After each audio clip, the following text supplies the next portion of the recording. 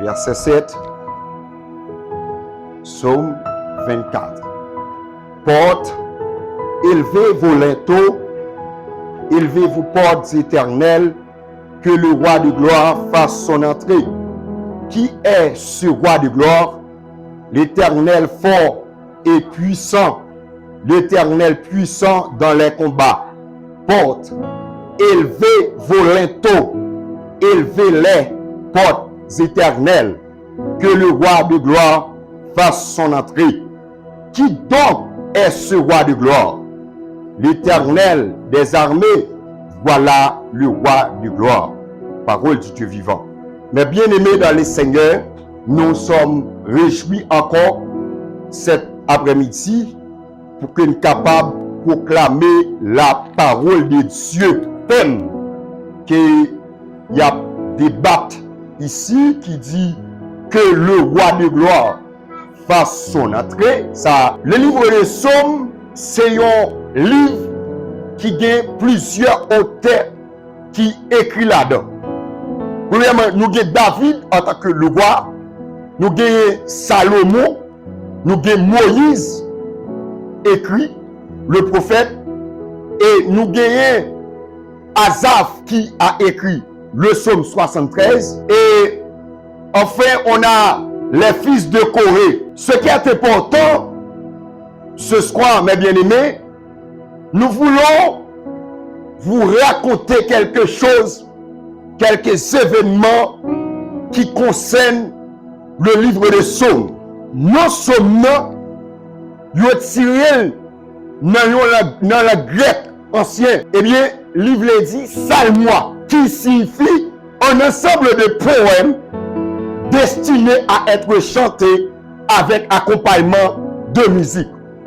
Donc, le livre des psaumes est un recueil de 150 prières utilisées dans le culte de l'ancien Israël, et parmi ces 150 psaumes, on a 2 psaumes consacrés pour chanter lors de la rentrée au temple de l'Éternel. C'est le psaume 15 et le psaume 24.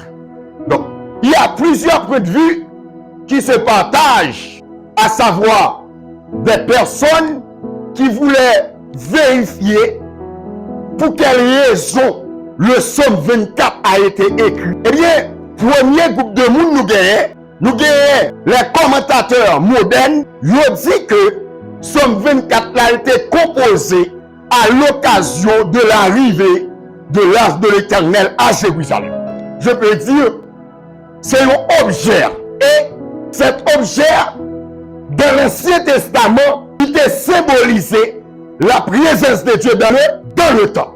Et deuxième point de vue qu'il y a, c'est de la part des rabbins. Les rabbins, ce sont des chefs religieux juifs ou dans la communauté juive. Ils pensaient que David a écrit comme ça, c'est lorsque il finit recevoir dans la bouche prophète Gad révélation au sujet de l'emplacement ou au sujet de l'endroit côté que tout bon Dieu a dû construire. Et tout ça, il n'est pas arrivé construit par David, mais il est arrivé construit par petit qui était Salomon et qui en même temps était successeur. Donc, quel que soit, somme ça, c'est écrit selon premier point de vue, selon premier commentateur, disons les commentateurs modernes, ou bien les anciens chefs religieux, à savoir les rabbins, dit que en dans somme ça, David lui-même lui célébrait grâce bon Dieu accordé avec peuple pendant que bon Dieu vit habiter dans le peuple là de façon différente, et il baille des signes exactement qui pour prouver sa présence dans le temple qui lui avait été construit. Que le roi de gloire fasse son entrée. Écoutez bien, je vais vous aider à découvrir qui est ce roi de gloire. Puisque dans le verset 8, on n'a pas une certitude de la personne même. Mais vous allez voir avec moi qui est ce roi de gloire. Et je vais vous dire rapidement que le roi de gloire, c'est l'Éternel, le fort, le puissant dans le combat. Qu'est-ce que je dis? Je dis que le roi de gloire, c'est l'Éternel, le fort, le puissant dans le combat. Donc, quand on dit puissant, quand on dit fort, eh bien, ça c'est un ensemble d'expressions qui se rapportent probablement aux différentes victoires que le peuple Israël avait remportées par le secours de l'Éternel. Et mais à celle que Jésus de Nazareth avait remportée lors de sa première venue. Dans la première venue de Jésus-Christ, Jésus-Christ a remporté la victoire. Premièrement sur le péché, parce que Jésus-Christ était saint. Jésus n'a jamais péché. Deuxièmement, sur Satan. Donc, dans le livre de Matthieu, chapitre 4, le verset 8, 9, c'est une tentation jamais vue. Comment une créature arrive à tenter son créateur, à savoir Lucifer, après Jésus fin jeûner 40 jours, 40 nuits, il tentait. Et puis Jésus te répondit, retire-toi de moi. Et troisièmement, il a remporté la victoire sur la mort. D'où, après que Jésus fin arrêté, il fin jugé, et il prend le tuer, il mettait le sous quoi, et puis de sous quoi là dans le tombeau, et de tombeau, Jésus qui montait dans le ciel. Yes. Jésus ressuscité, venu parmi les disciples, et puis il montait dans le ciel. Encore, les différentes victoires. À celle qu'il remporte tous les jours sur les âmes par la prédication de l'évangile. Jésus continuait à remporter la victoire. C'est-à-dire que il y a un pile moun qui attendait l'évangile de jour en jour, et bien parole est arrivée convaincu. Ah, je vous dis la vérité. Si vous avez la nécessité d'une parole, essayez la parole de Jésus. Essayez la Bible. Parce que la Bible, c'est l'ouvrage là où on trouvait la parole de Dieu. Et la parole de Dieu peut transformer. La parole de Dieu peut régénérer. Et si vous êtes dans la nécessité de la régénération, allez dans la Bible. Allez dans la Bible. Il est possible pour que vous soyez régénérés à l'aide de la parole de Dieu. Et encore, par la prédication de l'évangile, enfin, à des victoires qui accompagneront son glorieux retour. Combien d'entre nous qui croient que lorsque Jésus a retourné, son merveille, jamais vu. Le Somme 2, le verset 9, il y a une description. Exode 14, verset 13 à 14, si vous voulez. Donc, le Messie est aussi appelé le fort, le puissant. Écoutez-moi, que le roi de gloire fasse son nom. Ou qu'on qui est-ce qui roi de? Ou qu'on qui roi de gloire? Et là, le roi de gloire est encore, c'est l'Éternel des armées. Quand nous disons que le roi de gloire est l'Éternel des armées, c'est pas ce cause, c'est pas sans effet. Puisqu'il est l'Éternel des armées, il faut qu'il y ait cause, il faut qu'il y ait effet. Il dit dans la langue hébraïque, il dit c'est Jéhovah Sabaoth. Yes, Jéhovah Sabaoth. Et, mes bien-aimés, une bagaille qui est important dans l'expression ça, l'Éternel des armées, le pourquoi? Parce qu'il n'y a aucune armée terrestre qui peut tenir devant l'armée de l'Éternel. Quel que soit, on entend parler des États-Unis, la Russie, On entend parler de Corée du Nord. Non. Non. Toutes ces armées ont été construites par des hommes. Mais les armées de l'Éternel, ce sont des armées construites par l'Éternel même. Et les armées de l'Éternel sont plus puissantes. Elles sont puissantes. Yes, en force. Et l'expression ça, il parle de l'Éternel des armées. Ou pas besoin de dans le Nouveau Testament. Si vous allez regarder, cette expression ne se trouve pas dans le Nouveau Testament. Et dans l'Ancien Testament, l'auteur nous dit que l'expression l'Éternel des armées ou Jéhovah Sabaoth, c'est une expression fréquente. Une expression donc qui répétait dans tout l'Ancien Testament.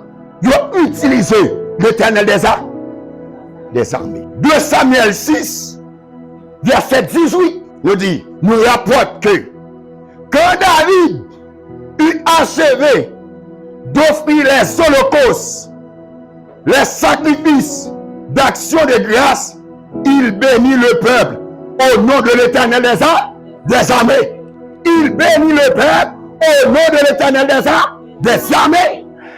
C'est pas jouet. Nous servons un Dieu puissant, un Dieu qui pas gagné égalité. C'est ça où dit ça, que le roi de gloire fasse son entrée au programme. Et cette expression, non seulement, c'est une expression qui paraît très très fréquente, et aussi lorsqu'elle dit l'Éternel des armées, et cela se rapportait à l'empire que Dieu exerce sur les intelligences célestes et qui forme une immense armée. Qu'est-ce que ça veut dire? Une immense armée. C'est une armée qu'on ne peut pas compter.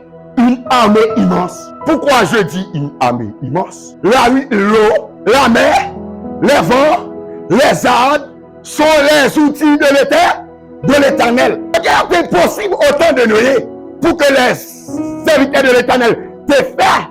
Dieu utilise un moyen. Il utilise de l'eau. Ah. Tu comprends, non? Il utilise de l'eau. Au lieu pour l'homme, devant l'homme pareil, il utilise de l'eau parce que tout élément de la nature appartient à bon Dieu. C'est bon Dieu qui m'a dit. C'est pour ça que dit comme ça, dans le verset 1er, à l'Éternel la terre ce qu'elle renferme, le monde et ceux qui l'habitent. Et bon serviteur qui parlait sous garder dans 1 Roi 22 verset 19. Ou même cap noter avec moi. Regardez bien. Et Michée dit, écoutez donc la parole de l'Éternel. J'ai vu l'Éternel assis sur son trône et toute l'armée des cieux se tenant auprès de lui, à sa droite et à sa gauche. Wow, voilà. Dieu siège au milieu des armées. Ça veut dire qu'à gauche, mon Dieu, c'est l'armée. À droite, mon Dieu, c'est l'armée. Ça veut dire que ils sont mon Dieu qui ne sont pas. C'est pareil. C'est pas mon Dieu pour quelques années que vous êtes là. Mais bon Dieu pour toutes les durées, pour toutes les circonstances. Toute force pas qu'arriver. Mais force l'Éternel capable. Yes. Il dit quand la Bible parle ici des anges, des 3 catégories d'anges. Nous avons les archanges qui sont Michael, Gabriel, selon Daniel 10, verset 13, et Daniel 8, verset 16. Et puis nous avons les chérubins, Genèse 3, verset 24. Et puis nous avons les séraphins. Quittez-nous. Laisse-moi vous montrer quelque chose. L'Éternel des âmes. C'est-à-dire que son bon Dieu qui compte combattre. Et ça le dit oui. Son bon Dieu compte combattre. Et bon Dieu compte combattre. Ah, ou qu'il y ait raison pour quitter roi de gloire entrer dans la vie à soi parce que bon Dieu compte mener combat. Regardez avec moi dans 2 Chroniques 20. 2 Chroniques 20, verset 14 à 17. Vous allez voir, il y a l'Éternel des âmes. La Bible nous dit que les Moabites, les Mahomites, les Édomites, ils ont choisi pour venir attaquer la tribu de Juda. Alors, l'Esprit de l'Éternel saisit au milieu de l'assemblée Jacaziel, fils de Zacharie, fils de Benaja, fils de Jéel, fils de Matania, Levite, d'entre les fils d'Asaph.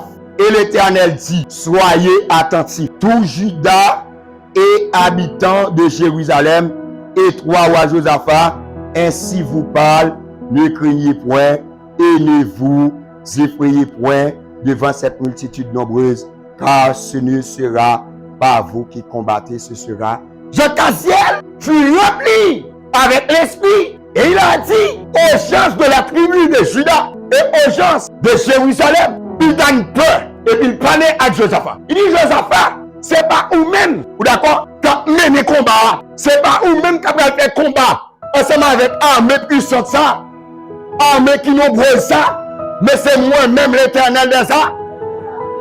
Vous avez raison, oui, pour quitter le roi de gloire, hein? Entre.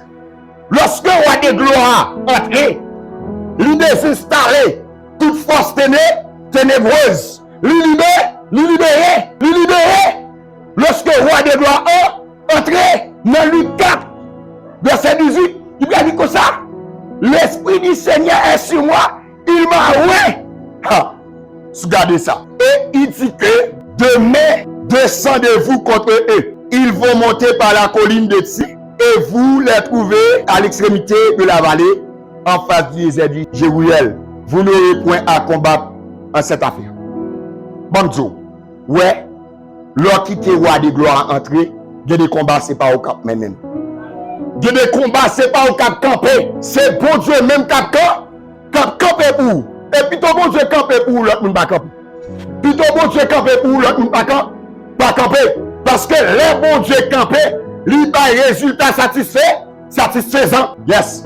Il va résultat sans reproche. Le roi de gloire est entré, tout bagage changé. Le roi de gloire est entré, même si vous n'avez pas d'avenir, même si vous n'avez pas de bonne famille, depuis le roi de gloire est entré, il faut que bagage changer.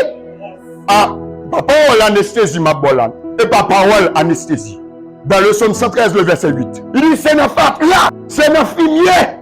Là, derrière nous, il met une chita, côté grand chita. Non, il est grand, et pourtant, il n'a pas fait grand. Mais bon Dieu fait grand. Yes. Au cas où, l'Éternel des armées, il continue pour lui, présentez-vous, tenez-vous là, et vous verrez la délivrance que l'Éternel vous accordera. Juda et Jérusalem, ne craignez point et ne vous effrayez point. Demain, sortez à leur rencontre. L'Éternel sera avec vous. Aïe, aïe, aïe. Lis comme ça. Jecaziel dit, papa, tête le problème. Demain matin, levez. Ah, matin avec vous. Il a dit, car je suis avec vous tous les jours et jusqu'à là. Ou bien raison, tu as raison pour que le roi de gloire fasse son entrée. Le roi de gloire pas fait face son entrée parce qu'on a bien mangé, parce qu'on a l'argent, parce qu'on a une relation. Mais le roi de gloire a fait son entrée pour une chose bien déterminée, pour une chose spéciale. Il dit, dans 2 Rois 6, verset 15, verset 16, 17, souligne avec moi, travail, soldat ça, travail guerrier ça. Il dit dans 2 Rois 6, verset 15, 16, il dit, le serviteur de l'Éternel, le serviteur de Dieu se leva de bon matin et sortit. Et voici une troupe entourait la ville avec des chevaux et des chars.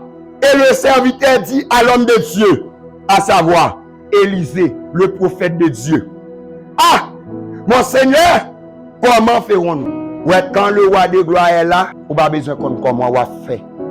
La ranger toute bagaille. Il y a des bagailles, l'homme n'a pas jamais arranger pour, ou c'est bon Dieu qui apprend. Se dit, que ferons-nous? Ah, bah qu'on est. La situation ça là. Ce bah qui te roi de gloire entre nous. On dit, il dit, comme ça, il répondit, ne crée point, car ceux qui sont avec nous sont en plus grand nombre que ceux qui sont avec eux. Ma donc une bagaille. Là, ouais, ou chasser un démon. Il va connaître combien de force bon Dieu qui est là-bas. Le Valder 21, bon Dieu qui est bon paquet d'amis. Des milliers, qui a dit, l'ange de l'Éternel campe autour de ceux qui les craignent et il les arrache au danger. Même si on est retourné pour faire tout ça au lait, mais puisque ça, le bon Dieu là, il n'y a pas de accès sur vous. Yo pas bien accès sous. De bagaille, de pour fin faire choix de bon Dieu, l'homme pas bien accès sous.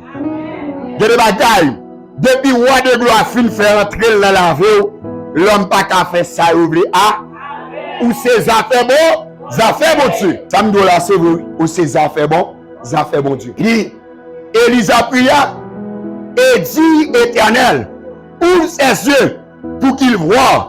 Et l'Éternel ouvrit les yeux du serviteur qui vit la montagne pleine de chevaux et de chars, de fées autour de lui. Mais l'Éternel n'a pas là. Mais l'Éternel des amis, son bon Dieu qui fidèle. Pourquoi donc personne n'entre? Eh bien aimé dans le Seigneur, il y a plusieurs raisons qui fait roi de gloire de faire rentrer. Il dit à l'Éternel la terre ce qu'elle renferme, le monde de ce qu'il a. Ou ses propriétés bonnes, ou ses affaires bonnes. Même si vous n'êtes pas d'accord toutes les raisons, les raisons sont obligées d'accepter parce que c'est affaires bon Dieu. Il dit comme ça, raison qu'il fait, il doit faire rentrer lui. Première raison qu'il n'a pas, c'est dans l'Ancien Testament, avec l'idée de David, c'est parce que l'arche de l'Éternel représentait la présence de l'Éternel dans le temps. Il va pas capable de faire rentrer. Donc, David n'a pas de pièce option, il n'a pas de pièce opportunité. C'est pendant le ça venu, et puis il dit, nègre peut-être, qui ne porte la tête à ouvrir à demi. Il dit, monsieur, ouvrir la tête pour bien l'âge. Pour lâcher là, ça c'est interprétation physique. Elle dit porte, élevez vos linteaux, élevez vos portes éternelles, pour que le roi de gloire fasse son nom. Ou qu'on s'acrive, le regarder, bon côté, dans Exode, prends la mon Dieu. Il prend la l'éternel là. Et puis David a le combat le petit. Où est l'efficacité de l'achat? Là, l'achat là, c'est présence, mon Dieu. Là, où va le combat, où mettre l'achat défense. Là, ça pas là. Et que perdu. Là, ça pas là. David dit, oh l'éternel. Gardez pas sortir avec nous encore. Parce que l'achat pas là. Philistin reprend l'achat. Le Philistin reprend l'achat. Il a lavé la caillou. Il a passé nous le pays la gueule. L'achat tellement fait des dégâts, c'était chargé. L'achat fait des dégâts. L'achat tue le monde. Tellement l'achat précieuse. Parce que son l'achat qui était fait en or. Dehors, recouvrir en or, et en dedans, recouvrir en or, et puis il y a des anneaux en or qui barricadent. C'est la présence de Dieu. David voulait dire à fidèle pour retirer l'inteau. C'est pas l'inteau porte, c'est l'inteau devant porte cœur là. C'est l'inteau quand dans la vie là. L'inteau qu'on nous alliés, c'est tout ça qui empêche de faire service, mon Dieu. L'inteau c'est tout ça qui empêche marcher dans la sanctification. Le Torah, c'est tout ça qui fait tout le temps. Ou à demander pardon. On seul péché. C'est ça que l'Torah. C'est l'Torah ça pour retirer. Yes, c'est l'Torah ça pour retirer. Et deuxième bagage, nous jouons une invitation. Il dit pour analyser ça qu'on dans la vie qui empêche bon Dieu de demeurer. Êtes-vous fiers de vous? En tant que la demeure de Dieu. Est-ce qu'on est fier? Je dis, en tant que monde qui c'est tant bon Dieu. Est-ce qu'on est fier? Est-ce qu'on est satisfait? Si vous pas satisfait, bon analyse pour faire, bon éventail pour faire dans la vie. Ça ne va pas coûter rien. Ça ne va pas coûter rien à ce que si vous retirez ça qui empêche pour bon Dieu vivre dans la vie là. Parce que tout ça, où est ça qui empêche de mettre en condition pour recevoir bon Dieu, pour bon Dieu vivre dans la vie là, eh bien, lui-même, et même bagaille, ça va le finir et puis il amène en côté. C'est pensez-vous pour capable d'être dans la présence de l'Éternel. Et encore, il dit, quand nous disons, êtes-vous fiers de vous en tant que la demeure de Dieu, à noter que, mes bien-aimés, la demeure de Dieu doit être sainte et digne. Comme moi-même, c'est bon show-off lié. C'est en tant que jeune, en tant que dame, ou à marcher dans la sanctification. C'est bon show-off lié. Sous sensible pour présence bon Dieu. Ou de sensible pour présence bon Dieu. Parce que présence bon Dieu cher en pile. Tu as l'évangile à prêcher partout ou pas jamais ça tout bon petit tristesse. Présence bon Dieu bon problème. Ça m'a dit là où est moun ka vivre là. Moun bon Dieu fait demeure dans là. Il n'y a pas qu'à dormir avec moun fâché. Si le bon moun était bon compte avec lui, obligé à le demander parce que la Bible dit pas dormir fâché. Pas dormir fâché et pas faire ennemi. Il dit Ça veut dire que cette demeure doit être exempte. Premièrement, l'idolâtrie. Pas marié à rien. Pas prendre rien, faire tourner idole dans la vie. Pour empêcher cet esprit de travail. Le bon idole mettre dans la vie. Il barre cet esprit. Il permet que cet esprit va travailler dans la vie. Son l'intolier. Si on aime l'argent plus que la présence de Dieu, son l'intolier. Ou doit aimer l'argent, mais à un niveau. Écoutez bien. Il dit idolâtrie, la magie. Quand vous allez aller faire magie. Même si vous êtes malade, vous devez prier pour que Dieu est capable de guérir. Dans Jacques 4, il dit ça. Si on est malade, c'est pour les anciens, pour anciens prier avec lui, parce que pas de montagne que bon Dieu va déplacer. Pas de maladie, bon Dieu pas guérir. La magie, les querelles, retirez ça dans la vie. Pas de faire querelle à monde. Des fois, il y a des débats où faire querelle à monde. C'est pas qui passe et pour le Saint-Esprit est artiste. Ou alors, on me fait querelle en tant que la demeure de Dieu, dans pile avantage ou perdre. Et c'est ça que fait, pour ne pas perdre avantage, retirer querelle dans la vie. Ils sont les taux qui empêchent le roi des gloires faire rentrer. Jeune fille, retirer querelle dans la vie. Jeune garçon, retirer querelle dans la vie. Ce sont dans les taux qui empêchent la manifestation du Saint-Esprit. Sans Saint-Esprit, pas de chrétien. Je le répète, sans Saint-Esprit, pas de chrétien. Ma famille chrétienne, c'est Saint-Esprit. Saint-Esprit lié. Si vous n'avez pas parler de Saint-Esprit, pourquoi faire l'évangile? Ou pourquoi faire l'évangile? Si vous n'avez pas parler de Saint-Esprit, ou pourquoi parler de sanctification? Yes. Et il dit encore les jalousies. C'est l'intolier, oui. Ah, au bas comme ça. La Bible nous dit que les jalousies, ce sont des linteaux qui ont péché cet esprit manifesté. Est-ce que retirer jalousie dans le cœur? Yes. La haine. Retirer ça dans le cœur, c'est linteau yoye. Ou pas qu'à vivre la présence, ou pas qu'à vivre la présence. Cet esprit pas qu'à manifester, ou à tout faire Saint-Esprit. Et il dit les disputes. C'est la parole. La parole de Dieu est là pour nous canaliser. La parole de Dieu est là pour nous transformer. Parce que dans 2 Timothée 3, le verset 16-17, il dit, quand toute écriture est inspirée de Dieu pour corriger, pour enseigner, tout bagaille. D'abord, voilà, cette information, c'est justement pour vous aider. Yes, pour retirer disputes dans la vie. Parce que pas bon pour les sectes, les divisions. Pas aimer faire division, pas rentrer dans ça. Autre raison, c'est parce qu'il a reçu le mandat et le pouvoir. Jésus recevra mandat et pouvoir pour entrer dans la vie. Si ouais, bon Dieu m'a dit pour faire bagage, c'est pas en faveur à faire. Il dit que ça, l'âge de l'éternel, en raison, l'âge de l'éternel a été prise par les Philistins. Lorsque vous regardez dans 1 Samuel 5, verset 5-10, et je vais clôturer pour dire, Dieu seul est saint. C'est-à-dire, mes bien-aimés, Dieu ne peut ni pécher, ni habiter avec le péché, et ni tolérer le péché. Eh bien, retirer le péché en dedans, son étolier seul. Son étolier, prédicateur, ou même qu'à prêcher.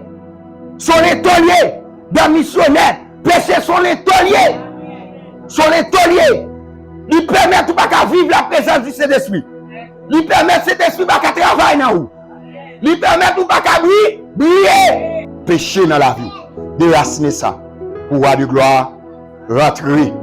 Pouvoir de gloire, rentrer. M'a retiré péché, m'a couru de péché. Pouvoir de gloire, rentrer. On te dit que ça. Mon cœur est attaché à toi. Et tu fais ta demande. Yes. Pour qu'à sentir que bon Dieu t'a battu dans le cœur, faut qu'on couille de péché. Aïe, aïe. Baba Kidou. Aidez. Encore. Disposez vos cœurs. Efforcez-vous à être né de nouveau. Yes. Repentez-vous à chaque moment que cela est possible. Passionnez-vous d'une vie sanctifiée. Hébreux 4:12. Cherchez la paix et la sanctification sans laquelle personne ne verra le Seigneur. Passionnez-vous d'une vie remplie du Saint-Esprit. Aïe, aïe, aïe. Il faut être passionné d'une vie remplie du Saint-Esprit. Il faut vivre avec le Saint-Esprit. Vous levez avec le Saint-Esprit. Vous dormez avec le Saint-Esprit. Vous marchez avec le Saint-Esprit. Vous travaillez avec le Saint-Esprit. Vous buvez avec le Saint-Esprit. Vous mangez avec le Saint-Esprit.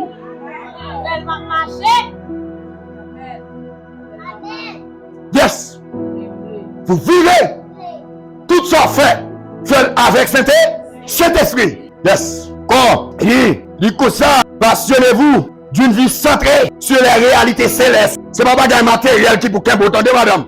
C'est pas un matériel qui pour qu'un bouton de jeunes gars, jeunes garçons. C'est pas réflexion mondaine qu'il faut réussir dans la vie. Mais c'est l'or qui servit avec Saint-Esprit. Et il dit encore, passionnez-vous d'une vie centrée sur les réalités célestes que des terrestres. C'est ainsi qu'on dira que le roi de gloire fasse son entrée. Eh bien, avec beaucoup de force, avec beaucoup de contentement, avec beaucoup de chaleur.